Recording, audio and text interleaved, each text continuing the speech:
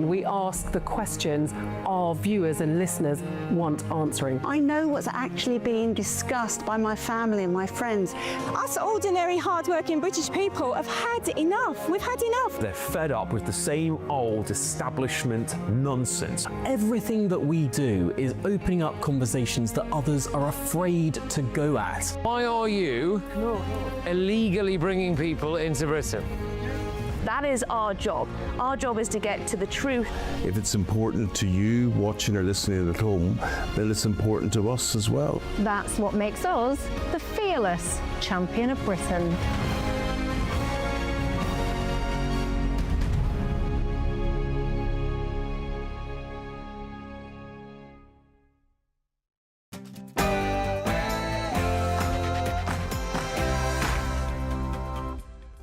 Hello there, it's 6 o'clock. I'm Michelle Dewberry and this is Dewbs & Co.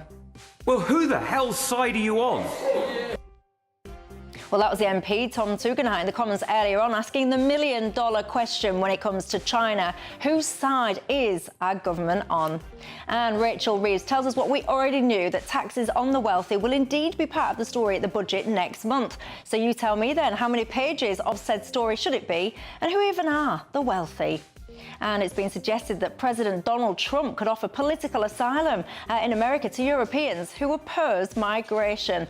Will the last person to leave turn the lights out? And last but not least, Robert Jenrick is calling for prison perks, which see absolute wrong-uns behind bars getting treats for good behaviour, to stop. Do you agree with that?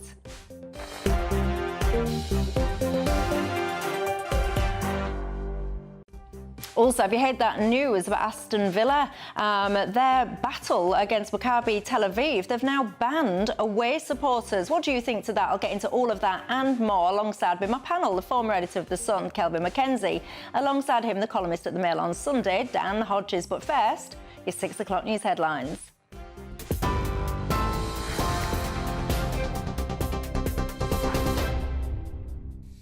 Michelle, thank you, and good evening to you. The top story tonight at 6. Donald Trump says he is currently in a lengthy call with the Russian President Vladimir Putin, confirming that conversation is underway right now. Well, in a post on Truth Social, he says both leaders will report the contents of their talk once it is over. The discussion comes just a day before Ukraine's Volodymyr Zelensky is due to visit the White House. He is seeking fresh US support as Russia launched one of its biggest overnight assaults, more than 300 drones and 37 missiles. That has meant that emergency power outages have now been implemented across all regions of Ukraine due to those recent Russian attacks on energy infrastructure.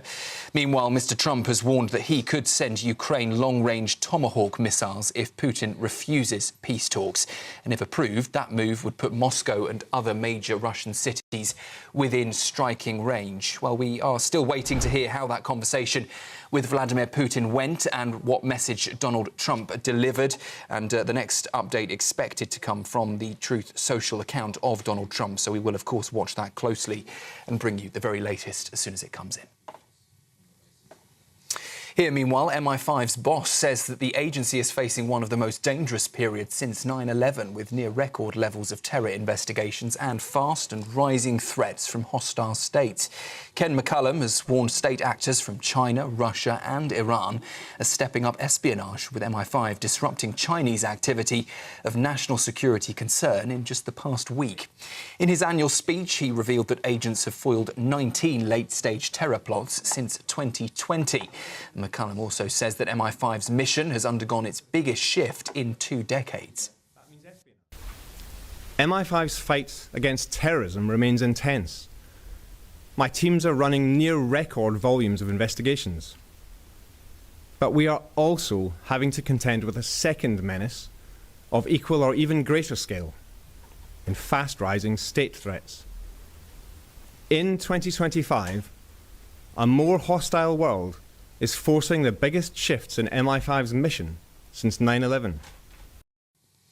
That comes as MPs are launching a formal inquiry into the collapsed China spy case as pressure is mounting on the government to explain what went wrong. The Joint Committee on National Security Strategy says it will examine how the case was handled and the national security questions it's raised. It follows the Prime Minister releasing 3 witness statements from that case after being accused of a cover-up. He, though, insists it would have been absurd for him to intervene in a CPS investigation. The 2 men accused of spying, Mr Cash, Mr Berry, have both denied any wrongdoing as the political fallout over the failed prosecution continues. Well, earlier, the Shadow Chancellor Mel Stride spoke to us here on GB News. The National Security Advisor, you would think, would be across something as significant as this, but the suggestion is that it was all weighted or focused on his deputy, a civil servant, and I think most people would say that just sounds totally incredulous. Look, it does feel a bit like a cover-up. We've had a Prime Minister that just 48 hours ago was telling us that the evidence that's now been released could not be released, and yet changed his position yesterday in Prime Minister's questions. What we are saying is let's get to the bottom of exactly what happened. Let's have that information. Let's have the correspondence, the memos, etc., around this activity so that we can make a proper assessment. And Rachel Reeves has said that higher taxes on Britain's wealthiest will form part of next month's budget as she's vowed to fix the nation's finances without a return to austerity. Speaking in Washington at IMF meetings, Rachel Reeves dismissed what she called the scaremongering and bleating of her critics, insisting her plans are about fairness and stability. She hinted that the top earners will shoulder more of the burden to repair the public purse, but the Conservative leader Kemi Badenoch says the Chancellor has made a huge mess and doesn't know how to clean it up. That's the news at 6. I'll be back with you in an hour. Now, though, it's over to Michelle.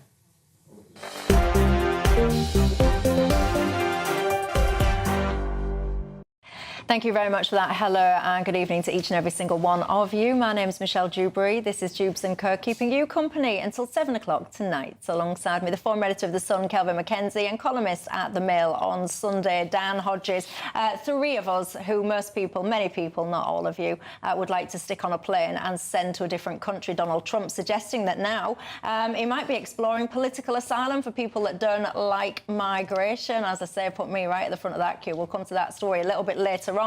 So much we need to discuss tonight. Join the conversation in all the usual ways. Email gbviews@gbnews.com. Go to the website gbnews.com/yoursay. Of course, you can tweet or you can X me.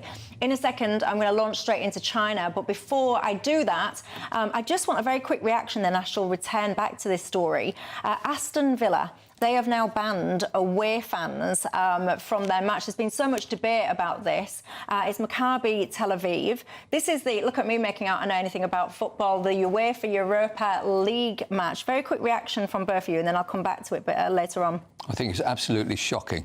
You can't guarantee Jewish supporters safety in the second city of the country, Birmingham. And presumably the reason you can't is because Birmingham in that area, all around there, is dominated by a Muslim majority.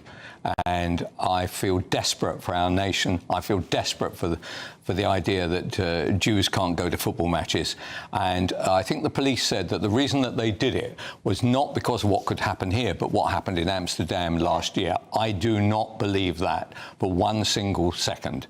And I think that I need to hear from the Prime Minister to say it's wrong and that he's going to overrule the police. Dan? Absolutely agree. I mean, it's a very dark day to think that people can't safely go to a football match in this country simply because they're Jewish. And coming so soon after, obviously, the appalling attack on the synagogue. And I agree with Kelvin. I mean, we've seen the Prime Minister and the Home Secretary saying that they would move heaven and earth to ensure Jews in this country are safe. Well, this is going to be the acid test for them. 1 hour ago, on the official 10 Downing Street Twitter account, they tweeted, tackling anti-Semitism in our society is a national effort that this government will lead. 2 hours ago, Keir Starmer himself did a little video and said, I quote, I will do everything in my power to guarantee Jewish communities the security that they deserve. Are you Jewish at home? What do you think to the goings-on here? I shall return to this story to bring you in and get some reaction a bit later later on in the programme, so get me your thoughts. But for now, China. Do you know what on earth's going on? Let's cross over live to our Home and Security editor, Mark White. There's been yet more twists and turns in this story today. Bring the viewers up to speed. Yeah, well, today the Director General of the Domestic Security Service, MI5, waded into this row.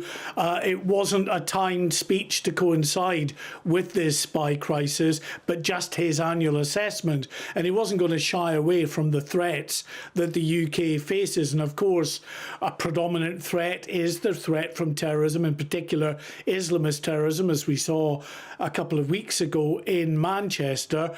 But what he said was equal, if not a more significant threat than terrorism in terms of the caseload that MI5 is dealing with at the moment, is the threat from state actors. And he mentioned 3 countries in particular that are giving the most concern: a triumvirate of nations, Russia, Iran and China. And he said that China was a threat in terms of those state actors acting on behalf of China being a potential threat to UK security. A threat, he said, every day. This is what Sir Ken McCallum said about China.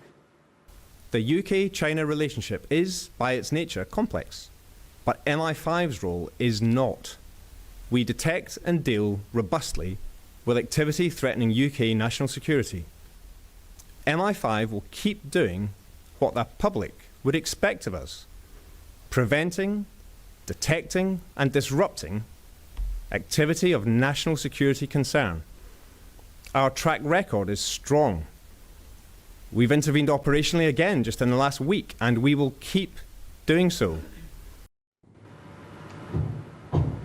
Now, Ken McCallum said that that operation just in the last week was not directed towards the UK Parliament or parliamentarians, but an indication of the threats that clearly there are from China. And there was, I detected, a bit of a shot across the bows of this government and any future governments in terms of potentially interfering or, trying to soften the message with China. It's up to them, of course, what their relationships will be with the likes of China going forward. That's a political matter, but he was clear that his job and the job of those tasked with guarding national security in this country would be to continue to go after threats wherever they emerge. This is what he said with regard to that. I am MI5 born and bred. I will never back off from confronting threats to the UK wherever they come from.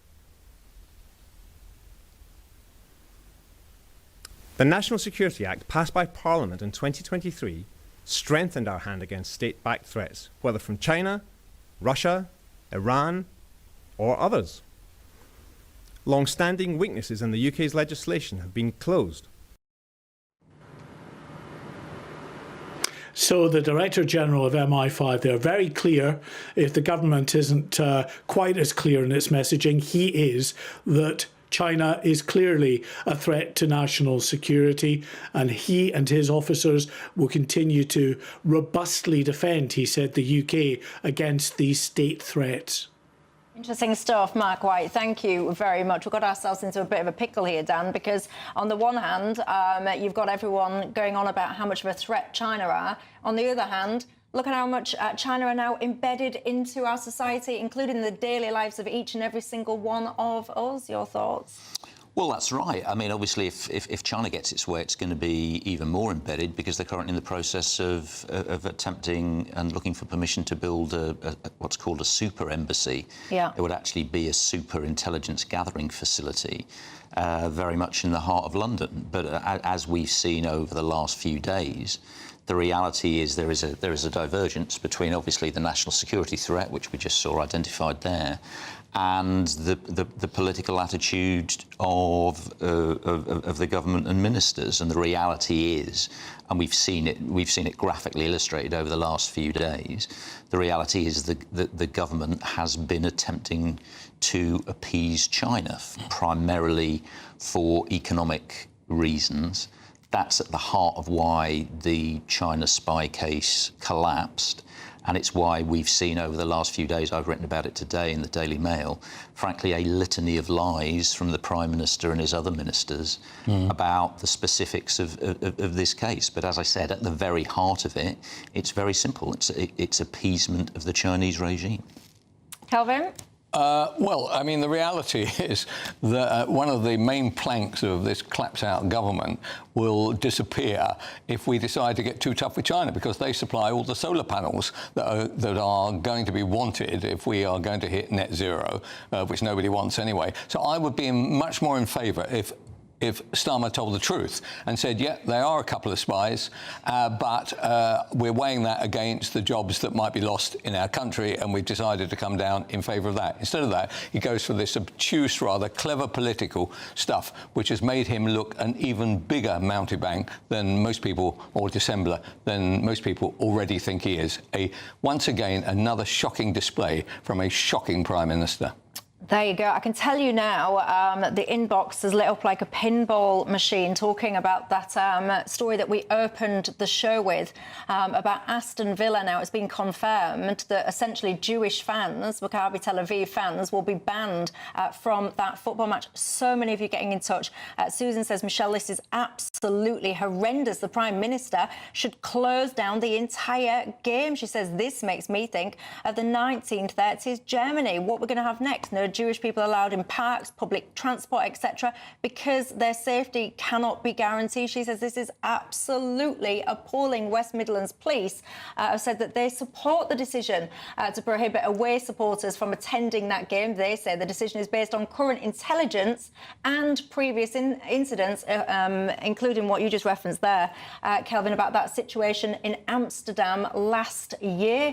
Based on our professional judgment, say the police, we believe this measure, i.e. banning those Jewish supporters, will help mitigate risk to public safety. Can I just say that if our police can't guarantee Jewish supporters' safety at a football match, then let's call in a military unit that can guarantee it. Let's call in the army. Let's call in somebody.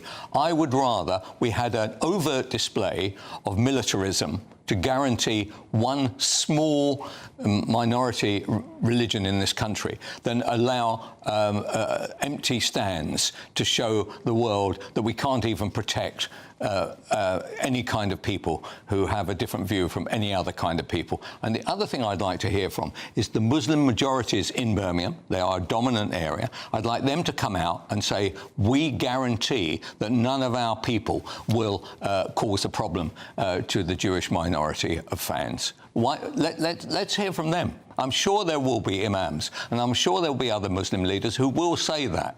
Let them stand up and be counted.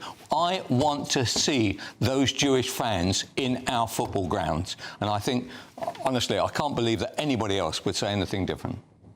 Yeah, no, I absolutely agree. I mean, I understand the sympathies of the person who said, in that case, the match should be cancelled. But I think that, in a sense, that's surrendering. I mean, I would regard it almost surrendering to terrorists. I mean, that's what we're looking at. We're literally talking about Jewish fans being terrorised off the streets of Britain, and that's not acceptable. I completely agree with Kelvin. I mean, I'm not across the operational details, but certainly everything needs to be done, in my view, to make sure A, the game goes ahead, and B, the fans are able to attend safely.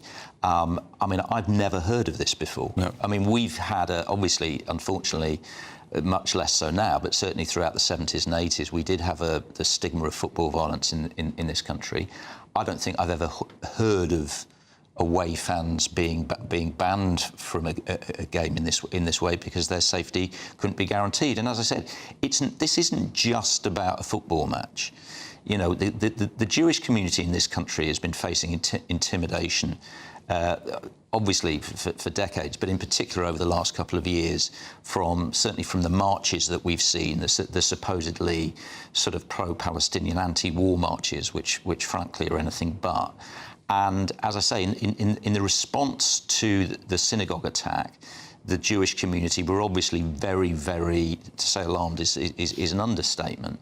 And ministers from the Prime Minister down said they would guarantee the safety of the Jewish community. Well, as I say, this is the acid test now. All of Keir Starmer's warm words, all of Shabana Mahmood's warm words, as you said, he was tweeting about this literally a couple of hours ago, the Prime Minister. All of that will be meaningless if we literally say Jews are not safe on the streets of Britain.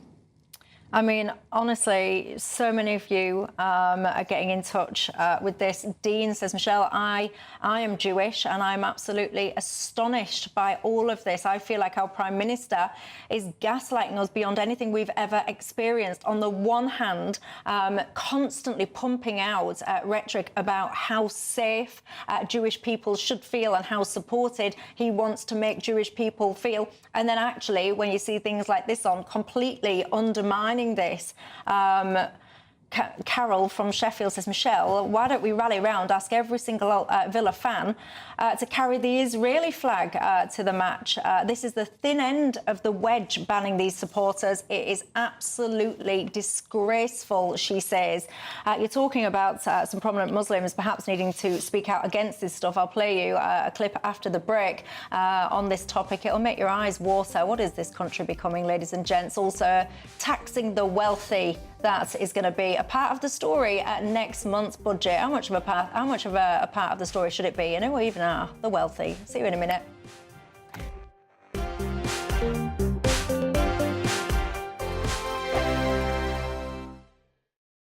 Westminster's full of talk, but out here, it's the real world. Am I allowed to talk now? No, that's it. This is where it matters. Real people and real lives.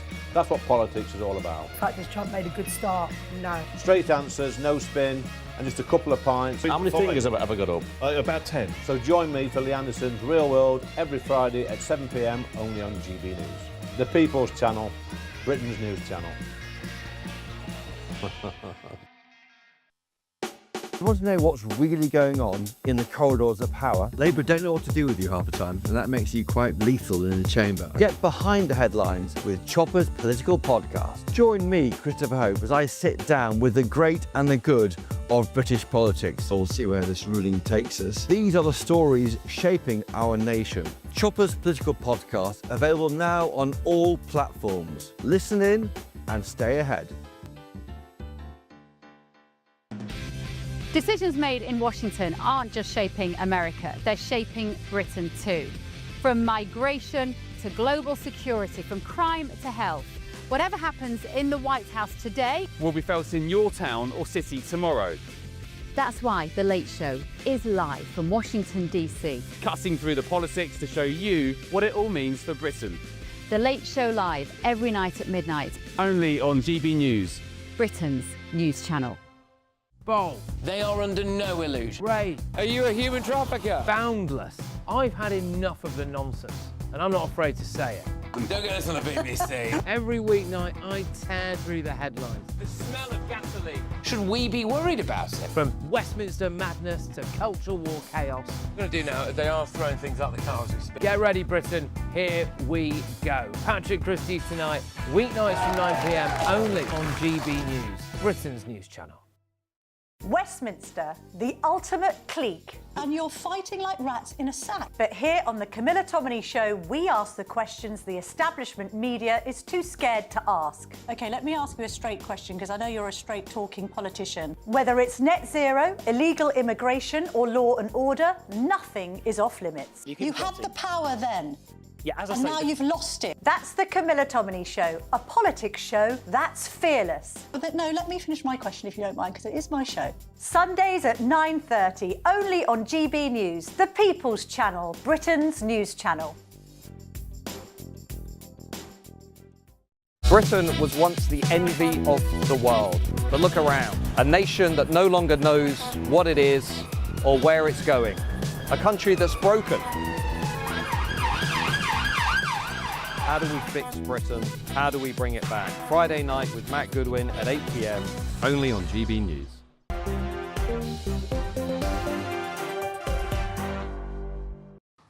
Hello, everybody. Welcome back to Dewbs and Co. With me, Michelle Dewberry, alongside me, Kelvin McKenzie and Dan Hodges. Huge reaction to this news that Aston Villa have confirmed that Maccabi Tel Aviv fans are going to be banned from that match.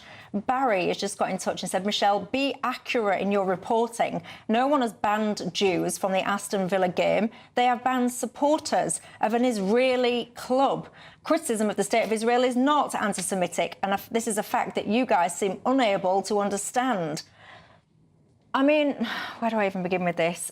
Who do you think, what kind of religion then do you think the supporters of Maccabi Tel Aviv are, if you don't think that they're Jews? Barry, look, huge reaction though to this story. How can we have Britain in 2025 where we've got a Prime Minister constantly pumping out information, telling Jewish people, you're safe, you're safe, you're safe. You've just seen that synagogue attack. And then literally a few days later, the suggestion that these fans just are not safe to attend a football match is absolutely appalling, ladies and gents. I do also, though, need to bring you up to speed on different matters. Donald Trump, he's just made an announcement. He said he's concluded his telephone conversation with President Putin. He says it was a very productive one. I mean, it's the longest message you've ever seen, quite frankly. He says that Putin congratulated him on the great accomplishment of peace in the Middle East. I mean, I've got to say, this message is very long-winded. It's basically Donald Trump's basically going on about how amazing he is. He says that they've spent a great deal of time talking about trade between Russia and the United States. And at the conclusion, and we've got to the end, at the conclusion of the call, we agreed that there would be a meeting of our high-level advisors next week. Those initial meetings will be led by Secretary of State Marco Rubio and other people, location to be determined. They're going to meet tomorrow, and it goes on. Anyway, long story short, he says, and if you can read this on the screen, you've got better eyesight than me, get your magnifying glass out. He says great progress was made with today's telephone conversation. There you go. Riveting stuff. Well, actually, Putin's on the back foot, isn't he? There's lots of they're short of petrol in a country which produces one of the great oil producers of the world. Prices are going through the roof. People, I think I saw this on Mail Online, are literally campaigning in the street against him. And after a war that should have lasted 3 minutes has now lasted 3 years, and he's clearly on the back foot. You know, this is a great time. Trump may be onto something here.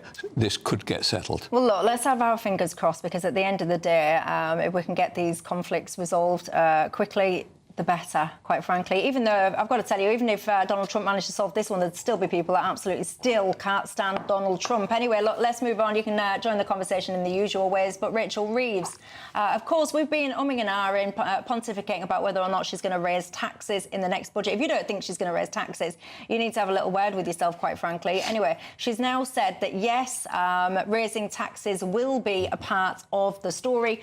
We know this. I was going to start playing you clips and all the rest of it, but you know what? Just no. Let's just get straight into it. The wealthy. I mean, I don't. Well, who are the wealthy? I don't even know who they are these days. Yeah. Who are the wealthy? The kind of people that she's going to aim at are people who have probably lived in the same house for 40-odd years. They don't have much money now, but they have an asset, and she's going to come after them either through their council tax band or possibly some kind of property-related tax at a time which is then going to drive these people to try and sell their house into a market which will be oversupplied, and their wealth will disappear like that. Do you know what?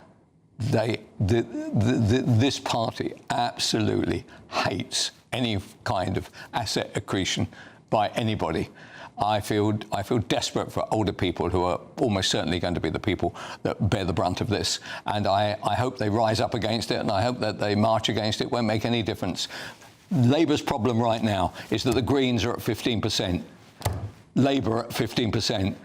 Labour are going to have to go further left in order to try and hold on to any base. The great thing that you're watching now is the destruction of the Labour Party as a political force. They know it, so they've gone for a scorched earth policy, and they're going to make old people suffer. Mm-hmm. Dan? Well, I think I actually agree with some of what Kelvin says there. The reality is that Keir Starmer and Downing Street now recognise that Keir Starmer is coming to the end of his premiership. You know, he's currently, as Kelvin said, Labour are in the same position now which the Tories got themselves in, where, excuse me, the left flank is collapsing, so people on the left are switching to the Greens. The Red Wolf flank is collapsing, they're switching to Reform. There's as you said, they're on like 15% now, which is basically their last core in the middle. So Starmer understands what's happening. He understands the cabinet are now starting to prepare to move against him, and Labour MPs are now starting to prepare to move against him. So what you're seeing is him shifting, he's pivoting to the left to try and shore up his position exclusively within the Labour Party and amongst Labour's very, very core sort of left-wing base.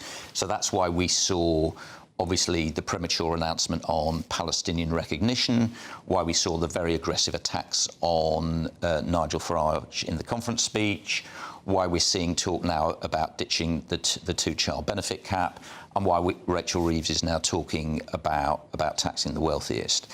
And the reality is, from Keir Starmer's perspective, it's just not going to work because, as I say, his political project is basically crumbling around him. Yeah, can I ask you something, Dan? Then, do you think that he will be, say, by next spring, even before the May? Do you think he'll still be there? Yeah, I wrote it after his conference speech. I think that was probably his last conference speech as Labour leader. Right. And what Labour MPs are waiting for, and what the cabinet are waiting for, is the local elections next year. We all know that Nigel Reform are going to absolutely destroy the Labour Party in some of Labour's traditional heartlands. And at that point, I think at that point Labour MPs will move against him. But the problem is, before that, this will not be the end of it. The budget won't be the end of it. We will see a succession of announcements from Keir Starmer that pivot the government to the left in a sort of final desperate attempt to shore up his position. It won't work, but I think the danger is that the country will pay the price for that in the process. And if you had to bet, who would follow him? Well, there's an interesting thing that apparently Angela Rayner is going to do her resignation speech in the House of Commons next week. Yeah, I saw that. And a lot of all the sort of cabinet ministers at Labour conference were sort of tugging their forelocks to Angela and making that. I still wouldn't entirely rule out a return to government for Angela Rayner. And if Angela Rayner does come back to government, she is incredibly popular with Labour activists and Labour members. The other person, obviously, is Andy Burnham, you know, the sort of the prince across the Manchester Ship Canal. But the question is, he's got to find a way of engineering himself back into Parliament and finding a seat first. But if he could do it, he'd definitely be in the right. Well, I look forward to this speech from Rayner, and I wonder whether or not within it it'll be details of her saying, do you know what, the 17-odd grand that I got a severance pay, I'll give you it back. I won't be holding my breath, but we shall see. Very quickly, this notion of tax rises, do you think there should be tax rises? Well, I don't think she's got any option. I mean, in a sense, there shouldn't be tax rises now because Rachel Reeves said a year ago there wouldn't be any additional tax rises. But obviously, her economic strategy has fallen apart. So I don't think frankly, I don't think the government's got any option. I think tax rises are an absolute disgrace. I think, how dare you? I mean, it was unveiled the other day, wasn't it? I think it was something like 9.9, just shy of £10 billion per annum that we spend on things like universal credit for people that are not even UK nationals. We seem to be able to find money left, right and centre when it suits us, but yet everyone else that decides that they've got their, you know, they can't cut their cloth, basically, any tighter, and yet here we are telling these people that, yes, you know what, don't worry, I know we shove 4-star hotels full of men that shouldn't be in this country. Yes, I know we pay all these people that, again, not British citizens, universal credit, but you guys, you're going to have to pay even more. How dare you? I think it's absolutely appalling. Anyway, don't get me started on that one. We'll be still sat here at 7 o'clock in the morning. So much that we need to discuss. I'll see you after the break.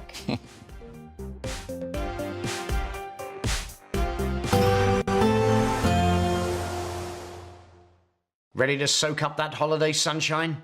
Won't we need some cover? No worries, all sorted. All Clear Travel Insurance sponsors GB News Travel Destinations Forecast.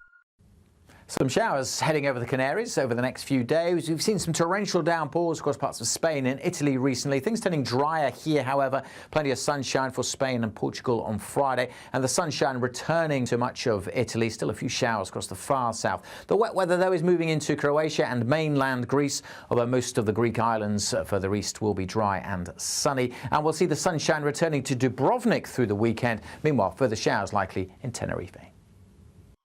All Clear Travel Insurance sponsors GB News Travel Destinations Forecast. Hello again, very good evening to you. I'm here with your GB News weather forecast from the Met Office. For many it is going to be dry as we go through the rest of today and into tomorrow, though pretty cloudy and quite grey as well. That's because the high pressure, which is keeping things dry and also leading to the calm winds, is trapping some moisture, so the cloud, it's not really going to go anywhere particularly fast. That being said, there are some breaks around across some central southern parts of Scotland into northern England, perhaps some southeastern parts of England and to western Wales will see some breaks in the cloud. And where we get those breaks, well, temperatures could take a bit of a drop, could be a touch of frost, also some fog patches, so watch out for those. But most places sticking with that blanket of cloud, so temperatures not dropping much under that. There will be a few spots of rain here and there overnight, and that's the same as we go into tomorrow morning, particularly across northern and eastern parts of Scotland. A bit damp for some here. Further west and across southern parts of Scotland as well, largely dry but grey and cloudy to start the day. Similar across Northern Ireland and also similar across much of England and Wales, albeit, yes, there could be a few pockets of mist and fog around and some brighter breaks across perhaps some eastern, southeastern parts of England, but also a little bit of damp weather too around coastal parts towards both the east and also around some parts of the southwest. A few outbreaks of drizzly rain quite likely. Otherwise, it's again looking quite similar to today really for many. So quite grey, quite cloudy, limited bright spells developing, where you get some sunshine, feeling warmish I suppose, but temperatures around average and feeling quite cool under the cloud. A similar day on offer as we go into Saturday as well, at least to start.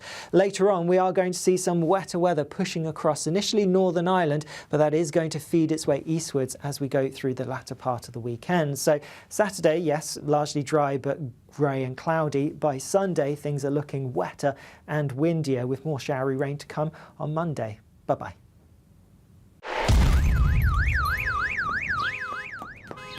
Crash Law 24 sponsors GB News Traffic and Travel Report. Good evening. This is the latest AI travel news from gbnews.com. On the A9, a broken down vehicle is causing northbound delays at Etteridge. Proceed with caution as recovery is underway. In West Berkshire, the M4 eastbound between junctions 13 and 11 is congested, with delays up to 40 minutes expected. Anticipate normal traffic late this evening. The Surrey M25 clockwise exit slip at junction 11 has one lane closed due to road management, with resolution expected shortly. And on the trains, cross-country and East Midlands railway services are disrupted between Sheffield and Chesterfield, affecting connections to Stockport. Stay vigilant while planning your journeys this evening. For more travel news, go to gbnews.com. Crash Law 24 sponsors GB News Traffic and Travel Report.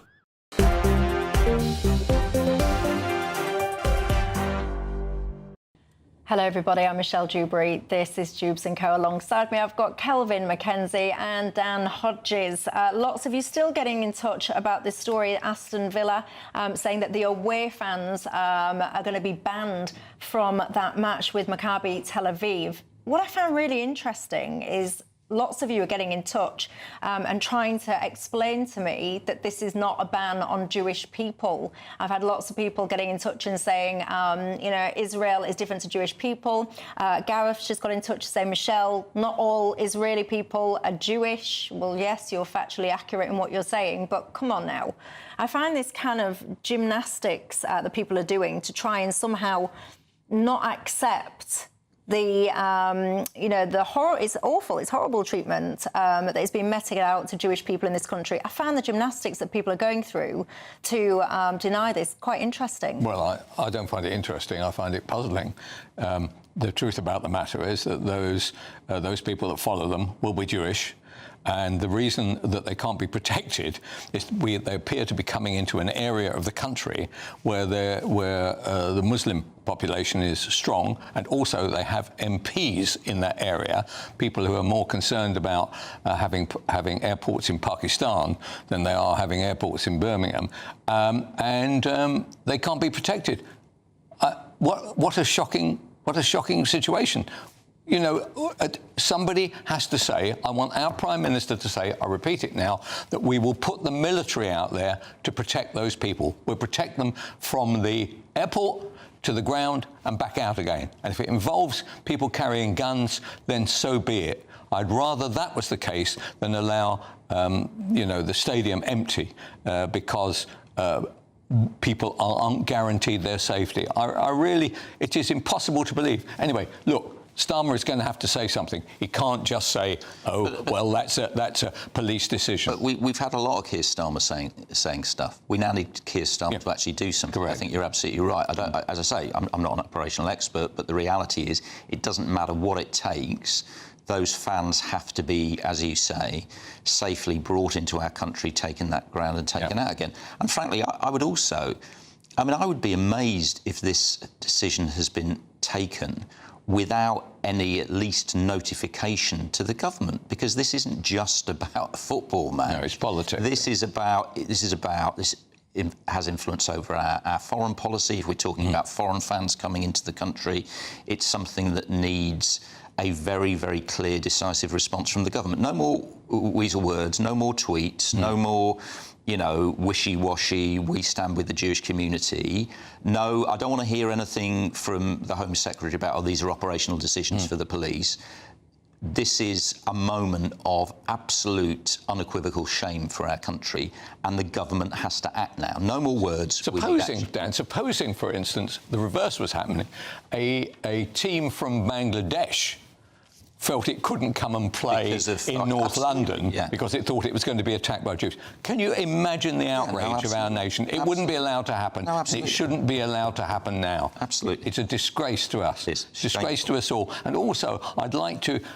why didn't the police simply say, as they have done, for instance, at Orgreaves and other big things, why don't they just say, we'll get in as many police as we can muster from around the country to make this safe, and if that can't be safe, then we call in the army, and if that can't be safe, we then start calling in special forces. This is a hill to die for. Yeah. I just want to bring some of you guys in at home, because honestly, you really are getting in touch in your droves on this. Ian says, Michelle, don't let the match go ahead. Play it somewhere safe then. James says, Michelle, you've only got to look to see what happened in Amsterdam to see what would have happened. It would have been absolute carnage. Peter says this is absolutely the right decision by Aston Villa and the other people that have been involved in it. It's not Aston Villa's decision, by the way. Just think, if you us three, had your way and Tel Aviv supporters were allowed and a serious incident occurred, then you three would then be sitting here going, why on earth was that allowed to happen? No, we wouldn't. We wouldn't. If a serious incident occurred, there won't be a serious incident. Saying, why wasn't the security of the fans guaranteed? And we would be calling for, severe penalties on the people who perpetrate the attacks. We don't live in a country where people are allowed to threaten people and get away with it, and threaten violence and get away with it because in the off chance that violence would take place, we protect the innocent and we punish the guilty. We don't do it the other way around. Callum says, Michelle, you're missing the point. The match shouldn't have been allowed to be played because Maccabi Tel Aviv should have been kicked out of the competition, along with all Israeli teams. He says a UN commission has found Israel guilty of genocide. That alone should be a good enough reason to ban all Israeli teams from everything. What do you think to that? But that's not... I think there's an interesting argument here. If people wanted to peacefully protest for whatever reason, I don't quite understand what Maccabi Tel Aviv have supposed to got to do with the actions of the Israeli state. But if people wanted to peacefully protest, that's their right, and that's a very different argument. But the game is not being, or that the fans are not being prevented from coming as part of a protest. They're being prevented from coming because their safety could not be guaranteed. And the clear implication of that is not that they would be subject to a protest, but they would be subject to physical violence. And that is not acceptable. I want to show you, because I find this quite interesting. There's a clip that I will play you. This is a man called Ayub Khan. He is a Birmingham MP. Let me just play you a clip that he put up on social media. He put this up on the 17th of September, and then I'll share with you what he's just said today. Many residents have raised concerns about the football match, which is due to take place on the 6th of November. Maccabi Tel Aviv. We've all seen those harrowing images from Amsterdam. I've started a petition to boycott Maccabi Tel Aviv. There is no space for violence or any thugs to come into Aston or indeed Birmingham. That is why I urge everyone to sign up to this petition. Boycott Maccabi Tel Aviv. So that was him urging the club to cancel the fixture and take immediate steps to ensure public safety and community harmony. That was in September. Today, he's just tweeted, I welcome the news that Maccabi Tel Aviv fans will not be permitted to watch the match at Aston Villa. Well done to all of those that signed our petition. Then he writes this kind of open letter. He says he welcomes it. From the moment the match was announced, it was clear, he says, that there were latent safety risks that even our capable security and police authorities would not be able to manage. With so much hostility and uncertainty around the match, it was only right to take drastic measures, he says. Sports entertainment events should be enjoyed by all, regardless of their race, ethnicity and background. But there are rare, listen to this, but there are rare instances where the political dynamics surrounding such spectacles cannot be ignored, and where drastic action must be taken to ensure the safety of fans, players, staff and local residents. He basically goes on to say that he's glad that that reality has been acknowledged, and he thanks the police and the clubs, etc., for listening to the community's concerns. Now is the time to ease tensions, set aside political differences and focus on the football once more, he says. Any reaction? Well, that's spoken by a Muslim. That is the truth about the matter. When he talks about the community, he's not talking about any community of Jews in the West Midlands or a community of Christians. He's talking about community of Muslims, and therefore it's nakedly political, and he is a voice for that view, and it shouldn't be a voice that should carry any weight when it comes to protecting people from other countries coming into our nation. The more I hear about it, the more disgusted I feel about it.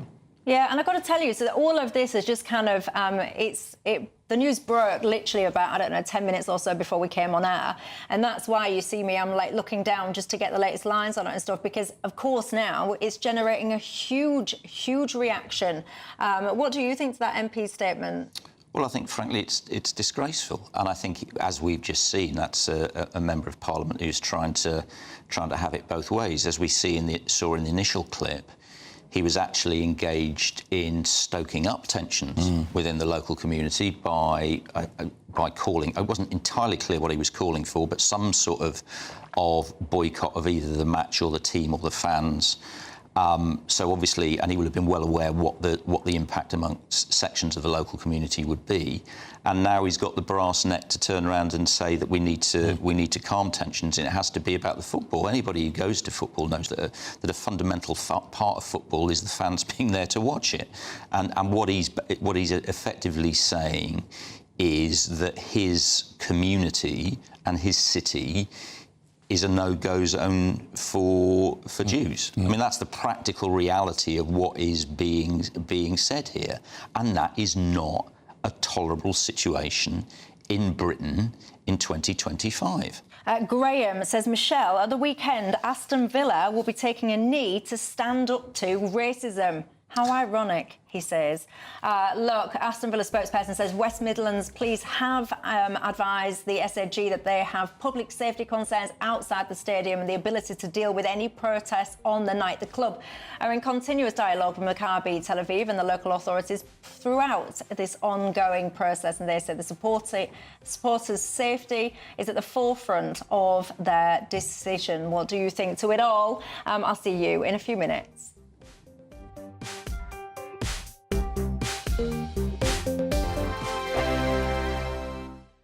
Michelle Dewberry. This is Dewbs & Co with you. Hello everyone, Patrick Christie is here. GB News, Britain's news channel. Access the stories that matter to you. Take the GB News family with you on any device. And as long as you have an internet connection, tune in to GB News anywhere on the planet or beyond. GB News, the People's Channel, Britain's news channel. Britain was once the envy of the world. But look around. A nation that no longer knows what it is or where it's going. A country that's broken. How do we fix Britain? How do we bring it back? Friday night with Matt Goodwin at 8 p.m. Only on GB News. You want to know what's really going on in the corridors of power? Labour don't know what to do with you half the time, and that makes you quite lethal in the chamber. Get behind the headlines with Chopper's political podcast. Join me, Christopher Hope, as I sit down with the great and the good of British politics. We'll see where this ruling takes us. These are the stories shaping our nation. Chopper's political podcast, available now on all platforms. Listen in and stay ahead. At GB News, we love to hear from you, our loyal community. So drop us a line at gbnews.com/yoursay. There you can talk to each other and also to the presenters live on air. gbnews.com/yoursay, because GB News is your channel, Britain's news channel. From the school run to the home run, watch a new show for all of Britain. So he can say whatever he wants. A straight talking show where all voices are heard. And, you know, when are we going to stop talking about smashing the gangs and actually do it? With the stories that matter from every part of our country. There's a bit of a crash landing there for your Chancellor. Bold, fearless and standing up for you. That's me, Martin Dewberry, 3 p.m. till 6 p.m, weekdays, here only on GB News. The People's Channel, Britain's news channel. Join me, Nana Akwe, for an informative, interactive news programme with a difference. It's fun. No, you didn't say that, Dave. I'm so surprised. I think there's an element of truth to that. Join me from 3 p.m. every weekend, only on GB News, Britain's news channel. Mornings don't have to be tiresome, especially if you have the right company. Wake up to news as it happens, opinion and debate, and of course, a little bit of entertainment too. Because when the kettle's on, we're on. That's Breakfast on GB News, a show worth waking up for. Every morning from 6 a.m. Only on the People's Channel, Britain's news channel. We'll spread the news, you spread the word.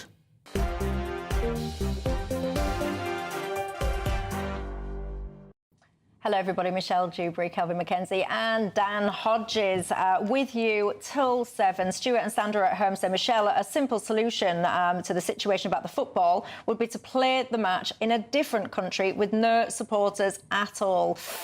I respect your view, but I don't share it. You've got to make this country safe for everybody. That's what I say. Aubrey says, Michelle, you've got to always remember it's the far right that's the problem. I hear you. Look, before I finish the show, I do just want to move on to another story. Robert Jenrick took to social media today. This was his latest idea. This is a video games controller, and these are some snacks. And you know who else has these? Some of our worst criminals. Axel Rudakabana murdered 3 girls, and then in jail, stabbed a prison officer.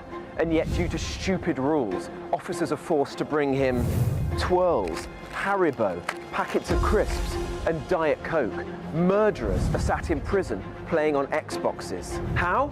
Well, it's called the Prison Incentives Framework. You behave well, you get perks. I think I'd fare all right in prison, actually. I could survive on twirls alone. What do you think to this? Do you back Robert Jenrick or not? I'm definitely not in favour of the prisoners receiving packets of Haribos and crisps. I mean, quite bizarre and quite ludicrous. One of the issues that you face, and I got told this by Andy Coulson, who served some time in jail for subjects that we don't like to talk about, hacking, and he told me that basically he was bored in there, and in a way, I can understand that PlayStation and the like might be something which is acceptable in return. Who cares if a criminal is bored. No, yeah, but what do they turn to if they're not bored? Do they then turn on the prison staff? And there is enough violence in jails to believe that that would happen. After all, the other day, I didn't drop a tear, and I'm sure you didn't. In fact, you might have cheered. The lost profits, the paedophile was stabbed to death. Yeah. And all I fear is that the PlayStation may be helpful. Yeah, I agree with that. I mean, obviously, that's a typically sort of eye-catching video from Robert. I mean, but my thought would be not necessarily with the prisoners, but with the prison officers, and they were already working in, for reasons we all understand, incredibly difficult environment. Yeah. If you're dealing with, particularly with lifers or people serving long sentences, having some mechanism by which, you know, the prison, some sort of incentive for good behaviour for people who may not have any other incentive to behave well is something that might just assist the prison officers who are already doing. I'd give you an incentive. It would be called a cattle prod. That's how I'd get people to behave. Anyway, give me your hand quickly before we go. Give me your hand. Let me have a look. It's not going soft, actually, everybody. I wondered for a split second there where he's sitting there telling me that we should give... She just wanted an excuse to hold my hand. Hang on, let's close the show together. Give us it back. Come on. This is what I wanted to check with him, you know. I just wanted to check whether or not it's going soft. PlayStation to stop boredom in prisons. I've had it all now from Kelvin McKenzie. Night-night, everyone. I'll see you tomorrow. Expect warm spells with the odd rude interruption. Box Boilers sponsors the weather on GB News. Hello again, very good evening to you. I'm here with your GB News weather forecast from the Met Office. For many it is going to be dry as we go through the rest of today and into tomorrow, though pretty cloudy and quite grey as well. That's because the high pressure, which is keeping things dry and also leading to the calm winds, is trapping some moisture, so the cloud, it's not really going to go anywhere particularly fast. That being said, there are some breaks around across some central southern parts of Scotland into northern England, perhaps some southeastern parts of England and to western Wales will see some breaks in the cloud. And where we get those breaks, well, temperatures could take a bit of a drop, could be a touch of frost, also some fog patches, so watch out for those. But most places sticking with that blanket of cloud, so temperatures not dropping much under that. There will be a few spots of rain here and there overnight, and that's the same as we go into tomorrow morning, particularly across northern and eastern parts of Scotland. A bit damp for some here. Further west and across southern parts of Scotland as well, largely dry but grey and cloudy to start the day. Similar across Northern Ireland and also similar across much of England and Wales, albeit, yes, there could be a few pockets of mist and fog around and some brighter breaks across perhaps some eastern, southeastern parts of England, but also a little bit of damp weather too around coastal parts towards both the east and also around some parts of the southwest. A few outbreaks of drizzly rain quite likely. Otherwise, it's again looking quite similar to today really for many. So quite grey, quite cloudy, limited bright spells developing, where you get some sunshine, feeling warmish I suppose, but temperatures around average and feeling quite cool under the cloud. A similar day on offer as we go into Saturday as well, at least to start. Later on, we are going to see some wetter weather pushing across initially Northern Ireland, but that is going to feed its way eastwards as we go through the latter part of the weekend. So Saturday, yes, largely dry but grey and cloudy. By Sunday, things are looking wetter and windier with more showery rain to come on Monday. Bye-bye. Expect warm spells with the odd rude interruption. Box Boilers sponsors the weather on GB News.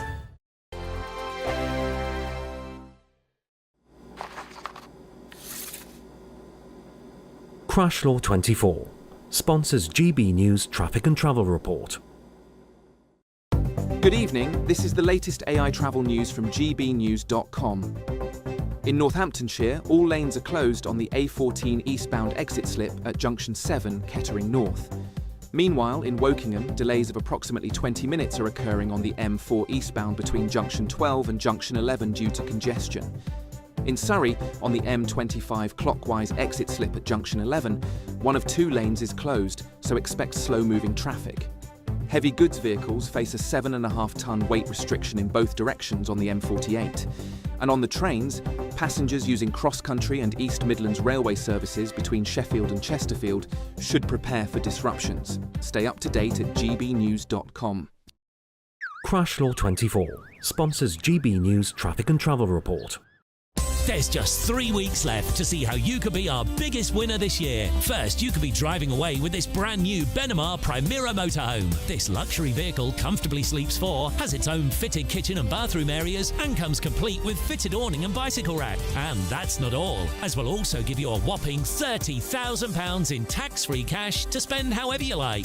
For another chance to win, text WIN to 63225. One entry costs £2.50 plus one standard network rate message. Or text BONUS to 63225. 5 entries cost £5 plus one standard network rate message. Go to gbnews.com/win. Entries start at £2.50. Call 0903 686 3232. Calls cost £2.50 plus your network access charge. Or post your name and number to GB16 PO Box 8690 Derby DE1 9TT. UK only. Entrance must be 18 or over. Lines close at 4 p.m. on the 31st of October. Please check the closing time if listening or watching on demand. Britain deserves a newsroom that puts the facts and your voice first. Well, and that's what you get on GB News. Lively debates, lively conversation. And we're not afraid to hold power to account. And each other. So join me, Andrew Pierce. And me, Miriam Gates, for Britain's Newsroom, weekdays from 9:30 on GB News. At GB News, we love to hear from you, our loyal community. So drop us a line at gbnews.com/yoursay. There, you can talk to each other and also to the presenters live on air. gbnews.com/yoursay, because GB News is your channel, Britain's news channel. No matter the state it's in, this is our nation. Join me, Jacob Rees-Mogg, for a genuine, honest discussion on where we have been, where we are going, and where we are with the people who set the direction. Tune in to State of the Nation every Monday to Thursday, 8 to 9 o'clock. Only on GB News.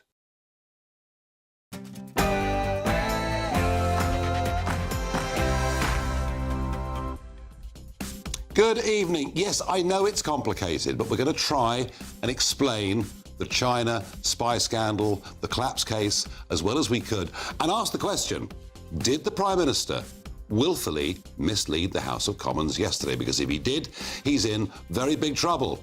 The budget looms large. Rachel Reeves hinting that tax rises for the better off are coming. But do they actually work? Or are they now in danger of being counterproductive? And on Talking Pints at the end of the show, Nadeem Zahawi, somebody who came into this country as a refugee from Iraq, not speaking English, and finished up as Chancellor of the Exchequer. It's a pretty uplifting story. But before all of that and much more, let's get the news with Sam Francis.